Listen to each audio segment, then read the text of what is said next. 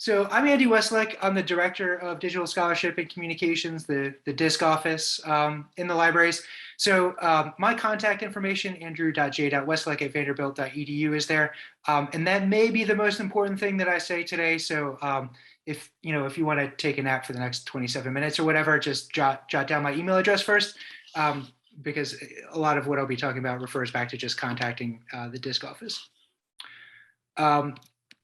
So I'm going to talk a little bit about how we demonstrate impact, and looking at the various types of metrics that are kind of popular, as well as some of their advantages and disadvantages. And then I'll follow up with some strategies that you can take to actually increase the impact of your research.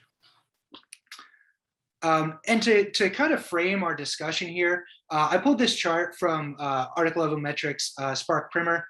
And Spark is the Scholarly Publishing and Academic Resources Coalition. It's a coalition through ARL, which is a network of libraries such as Vanderbilt, like high research libraries. And Greg Tannenbaum, who wrote this primer, recommends that we think about impact in this scale of granularity versus aggregation, and how long it takes to actually record that impact, be it long-term or immediate. And we'll address a few of these different options going forward. And the first is the journal impact factor. We're all likely familiar with the journal impact factor and have to report on the impact of journals in which we publish frequently. So this is, again, often considered to be the standard measure of importance for a journal. And we at Vanderbilt Libraries do subscribe to the Journal Citations Report, also by Clarivate, that Steve mentioned earlier. And the Journal Citation Report, you can search for most any journal and it will give you the impact factor of that journal. And what exactly is impact factor, though? It's calculated by dividing the total number of citations by the total number of citable items within that journal, right? So of articles published within that journal. And I've got a little asterisk here because it can vary. So journal impact factor is calculated on a yearly basis. Sometimes it's calculated every 2 years, sometimes as much as 5 years. The journal impact, the journal citation reports by Clarivate, for example, I think relies on a 3-year moving trend for impact factor. But just be aware that kind of the length of duration of number of citable items can change depending on who's calculating the journal impact factor.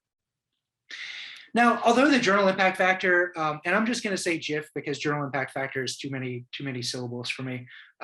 So the issue with JIF is, although it's really commonly used, there's no real correlation between lost my notes. There's no real correlation between the journal quality and the quality of individual articles it contains, right? So the JIF does provide one specific number that we can easily use to compare the relative importance of journals within an academic field. However, the impact of the journal does not directly reflect on the impact of individual articles contained within it. So for example, Nature has reported, obviously Nature has a very high impact factor, right? But Nature has reported that 89% of its citations were attributable to only 25% of its articles, right? So that means 75% of the articles that Nature publishes are receiving only 11% of the total citations. And I draw your attention to this just to kind of make clear that journal impact factor, again, refers specifically to the journal, not necessarily the individual articles published within that journal. Another limitation of the JIF is that certain editorial policies can really kind of game the system there. So for example, journals may publish more review articles than case studies because the former are more likely to be cited more frequently. Or in some cases, editors have requested that authors add superfluous citations to articles previously cited in that journal in an attempt to bolster that impact factor. So again, there are kind of some strategies that editors may take to bolster the impact of the journal. But again, while any metric is likely to have flaws, the JIF is widely used to illustrate the impact of a journal. But in order to demonstrate the impact of one's particular publications, we've got to kind of look more at a granular level at article or author level metrics. My screen might be a little small for you where I'm just working on a tiny laptop. But so when we're talking about article level metrics, we're referring specifically to citation counts. which again are easy enough to calculate via something like Google Scholar, which can tell you how many citations an individual article has received. And that's more granular, obviously, than the GIF. However, individual citation counts for articles don't really give a good holistic picture of an author's impact within his or her field. So, for example, I might publish a paper that gets several hundred citations, and then I might publish 10 that are garbage and nobody cites, right? So that doesn't really say much about me as a researcher, at least not enough much about my breadth or depth, rather. So to understand a more holistic view of an author's impact in one's field, we might look at the H-index. And you can find this by Google Scholar too. H-index, I believe, is also available on Web of Science. And H-index basically is a comparison of an author's total number of papers along with the total number of citations each paper has received. So this is difficult to kind of explain in formula format, which is why I provided this screen grab here. So you can see that, and apologizing for using my own work here, but like my H-index, for example, is 7, which means that I have 7 papers that have received at least 7 citations. So if to boost my H-index up to 8, for example, I would have to add 2 more citations. I'd have to add 1 more citation to who uses this stuff anyway, and then 2 more to that bridging the gap piece. And then I would have 8 papers with 8 or more citations, thus boosting my H-index up to 8.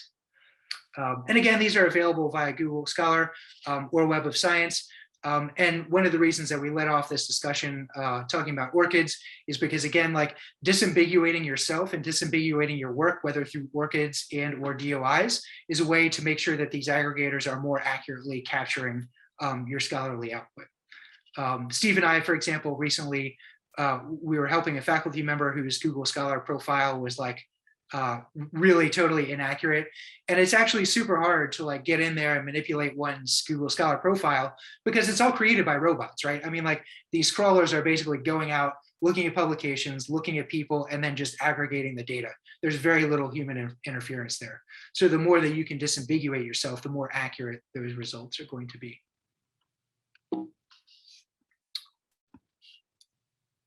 Okay, but there are some limitations of author level metrics as well.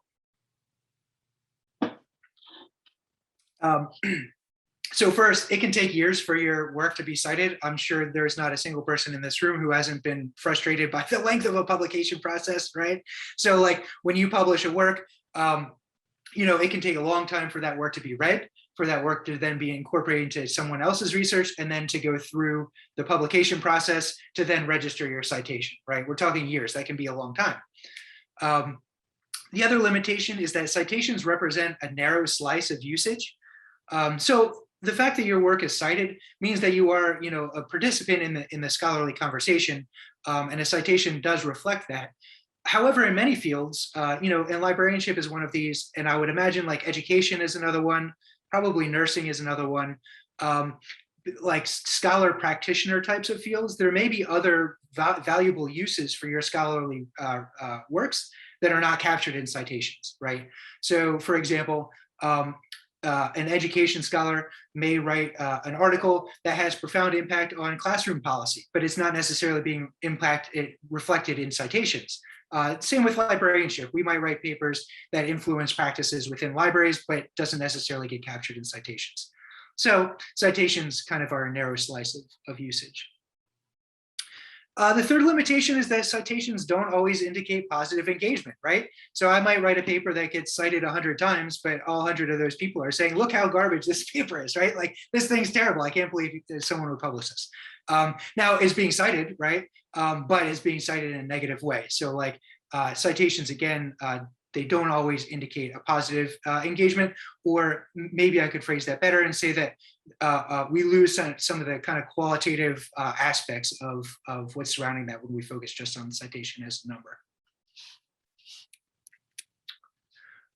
Okay, so going back to our original chart here, we've covered here both a granular in terms of personal bibliometric citation counts, H-index, as long as the aggregated form. So impact factor. I'm not covering eigenfactor here. We can talk a little bit about that if you have questions about it. But eigenfactor is, it's not super commonly used, but it's like a way for to track. It's basically like a knowledge graph of how journals cite each other. So you can see the relative influence of a journal within a field beyond just the impact factor. But like, what about more immediate granular and aggregated approaches to metrics? Well, for that, we can talk about altmetrics. And I want to talk about this with a caveat and say that I am not advocating that we replace these traditional metrics with altmetrics. But what I am suggesting is that we augment those traditional metrics with altmetrics, right? So altmetrics basically will track social media, they'll track popular news for mentions of your article and how your article is being used. And there are several companies that do this. Plumex, I believe, is only available in Scopus. Altmetric and Impact Story are free. I'd encourage you to kind of play with both of them. Let me back up. They're free, but they operate on a freemium model, right? So like there are subscription options available, but they do offer services for free as well. And you can check out the Altmetric bookmarklet there. And what I'm going to do is just kind of show you a little bit about how that bookmarklet works. And I will, if I can get this, this chat thing out of the way.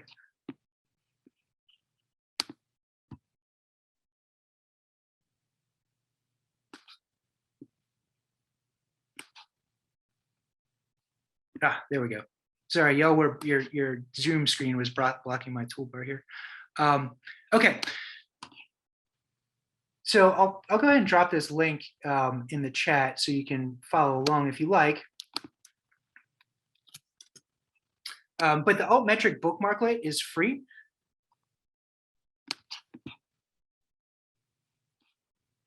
And it's free and easy to use. Again, all you have to do is kind of fill out this form with your name, email address. They want to make sure that you have some type of legitimate institutional affiliation.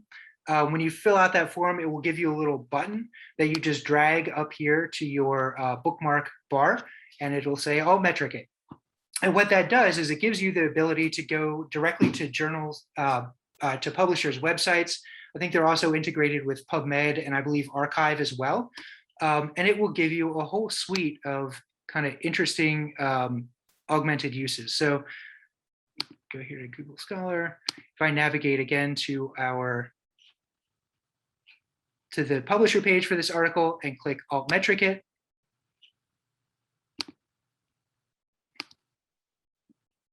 I get this little neat little Altmetric badge here, which I can click on for more details. And what this badge will give me is it'll tell me the locations of like where people are engaging with my work. It will tell me how many tweets, how many people have tweeted about my work, the number of citations, readers on Mendeley, etc. The really cool thing about these tweets, actually, going back to the comment I made about citations not necessarily being positive, it will actually tell you what people are saying about your work or any work that was published with the DOI on Twitter. So that's pretty neat. And again, it's free, easy to use, and you can also find, my NSF NIH effect article was not cool enough, I guess, to be mentioned on the New York Times. But if it was, it will give you like news outlets that have reported on the work along with links to where you can find it, etc.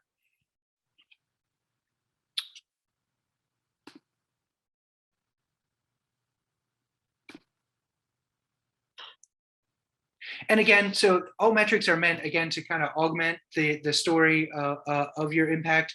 And it'll give you the opportunity to kind of like discuss how your work is reported, how your work is received. Again, for fields like librarianship, where I'm making assumptions about education and nursing, but you would get a sense of like maybe how your work is incorporated into practice, the news, etc. Okay, so now we want to talk a little bit about like how you can actually increase your impact. And the most straightforward way to do that is through open access publication. And I want to preface that by saying open access publication in any form, right? And I'll go into more of what I mean about that in the future. But there are numerous studies that support that making your work openly available online bolsters its impact, right? So, for example, 75% of the articles in arXiv that were published by the Astrophysical Journal represent 90% of the total citations. And the arXiv, if you're not a physicist, is basically just an open database of freely available, and I will say legally freely available articles. So we see the same thing in nuclear physics A, although with 32%. And then I would scroll down here to say that like open access articles over non-open access articles saw a 91% citation advantage in mathematics, 51 in electrical engineering, 86 for political science, and 45 for philosophy. So I want to say here that the keen eye will notice that these papers were all published nearly 15 years ago, and fair enough, that's true. This is around the time when like self-archiving was really becoming popular and we were trying to understand the advantages of it. But at the bottom there, I provided a link to an OA citation meta-analysis that was conducted in 2018, which found across the board an 18% citation advantage for articles that were published openly online or made openly available online otherwise. So the point here is to say that like, it seems clear that there is some type of citation advantage to making your work openly available online. However, how much that advantage is not entirely clear at this point. So how do you make your work available through traditional publication? Because again, when I'm saying make your work openly available online, I'm not necessarily saying publish in an open access journal, although that is one pathway, but there are others as well. And I want to start by drawing your attention to Sherpa Romeo. Sherpa Romeo is an aggregator of publisher policies that will let you know as an author what rights you will retain when you publish with that journal. And so if open is something that's important to you, you can go to Sherpa Romeo. Actually, we can just go ahead and do that right now. So we can search for journal titles or ISSNs. Apologies again for the kind of librarian focus here, but that is my area. Right, so instead of getting like 50 pages of legalese here, we get a breakdown of the various of the various publisher policies. Now, it does get a little bit confusing when we have these 3 published versions, and what that's referring to is whether or not you have paid for open access, so paid an additional fee to make your article open access within an otherwise subscription journal, or whether or not you have a mandate from your funder to make your work open access, or a mandate from your institution, which we do not, so you don't need to worry about that here. But suffice it to say, the published version, and this is the version of record, is nearly always locked down by the publisher if you're publishing through a traditional pathway, unless you're paying an additional fee to make that individual work openly available. But I want to draw your attention to this accepted version here, because you do have some wiggle room. By accepted version of the paper, this is referring to your manuscript after it has gone through the peer review process and you've made all necessary revisions, but before the publisher has formatted the article. So the content, right, the words are effectively the same, but it's not appearing in the publisher's formatting. And we do have a lot of liberty in what we can do with that. So we can see in the Journal of Academic Librarianship, for example, if you wanted to post that manuscript on your author's homepage, you can do that. You can do that immediately, as long as you indicate the CC BY NCND license and provide a link to the published version. Institutional repositories, like we'll talk about in just a minute, you can do that as well, although you're subject to a 12-month embargo and the same restrictions apply otherwise. And you might ask, like, okay, so why would I bother putting a paper up there that's not the version of record? And this comes back to that OA citation advantage. Remember that the advantage that those authors were, or that those authors were studying was not just open access publication, but also manuscripts that were made available in institutional archives, disciplinary archives, etc. And the reason for this is important to keep in mind that the most well-endowed institution in India, for example, has access to only 1/10 of the journal subscriptions that the most well-endowed American institution has. So there are researchers all around the world that just don't have access to a lot of the pricey journal subscriptions.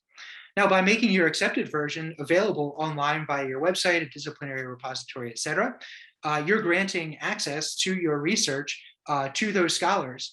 But again, you're providing a link to the published version, and so those scholars will be citing the original version in their future publications as well.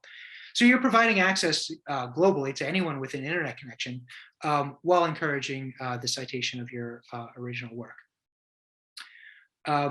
Now, so that's a way to kind of explore before you sign a publication agreement what the policies are. But another option is to use the author's right, SPARC addendum. And again, SPARC is the Scholarly Publishing and Academic Resources Coalition. And they've actually developed this really handy addendum that you can download here. And it's simply a form that you can fill out that basically says, when you enter your publication agreement, yes, I agree to all these terms. However, I want to retain the rights to make a version of this work openly available online, etc. So by filling out this paper and attaching it to your publication agreement and shipping it off, you're making the publisher aware that you expect to retain those rights. Now, the really neat thing about this is this bullet point number 7 down here is, author requests that publisher sign a copy of the addendum and return it to the author. However, if the publisher publishes the author in the journal or any other form, such publication manifests the publisher's assent to the terms of this addendum. So that's cool. If you send the addendum in and you get no response, you're free to post your work where you like. Now, I will say that this has gotten a little bit trickier recently. Up until about 5 years ago, most of these publication agreements were paper-based. Now they have click-through agreements, which can be a little bit more challenging, and it may be necessary to kind of talk to somebody on the publisher side about this if it's something that's important to you. But SPARC makes it very easy to kind of assert those rights.